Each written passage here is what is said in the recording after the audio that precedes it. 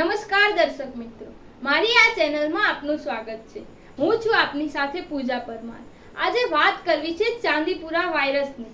ચાંદીપુરા વાયરસનો કહેર વધી રહ્યો છે ત્યારે અત્યાર સુધીમાં ચાંદીપુરા વાયરસથી કુલ 41 લોકોના મોત નીપજ્યા છે।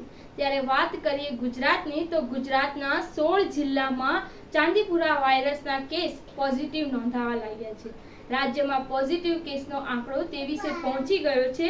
બુધવારે દિવસ દરમિયાન ચાંદીપુરાના 17 શંકાસ્પદ કેસ નોંધાયા હતા, જેની સાથે ચાંદીપુરાના હાલ 117 શંકાસ્પદ કેસ નોંધાયા છે। આ ઉપરાંત શંકાસ્પદ ચાંદીપુરાથી વધુ 3ની સાથે કુલ મરણાંક વધીને 41 થયો છે। આરોગ્ય વિભાગ પાસેથી પ્રાપ્ત માહિતી અનુસાર વાયરલ એન્કેફેલાઇટિસના કુલ 118 કેસ નોંધાયા છે, જેમાં સાબરકાંઠામાં 10 કેસ નોંધાયા છે। ગાંધીનગર ગ્રામ્ય, અરવલ્લી, ખેડા, જામનગર ગ્રામ્યમાં કુલ 6 કેસ નોંધાયા છે।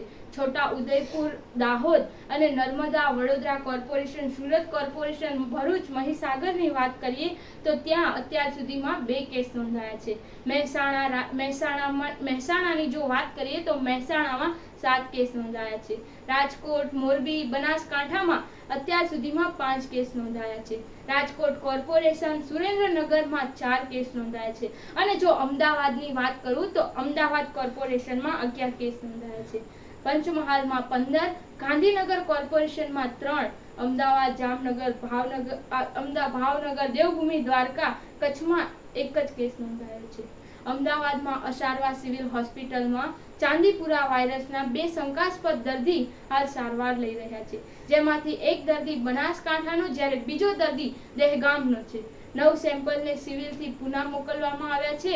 9 દર્દીમાંથી 2ના રિપોર્ટ પોઝિટિવ આવેલા છે, જ્યારે એક દર્દી સાજો થતા તેને ઘરે પરત ફર્યો છે। શંકાસ્પદ ચાંદીપુરાથી કુલ 41ના અત્યાર સુધીમાં મોત નીપજ્યા છે, જેમાં પંચમહાલમાં સૌથી વધુ 5 અને અમદાવાદ કોર્પોરેશનમાં 4ના મોત થયા છે।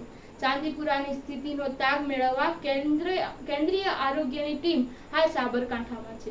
અમદાવાદ મ્યુનિસિપલ કોર્પોરેશન સંચાલિત એસવીપી હોસ્પિટલ ખાતે ચાંદીપુરા વાયરસના દર્દીઓને સારવાર આપવા માટે 10 બેડનો એક વોર્ડ શરૂ કરવામાં આવ્યો છે।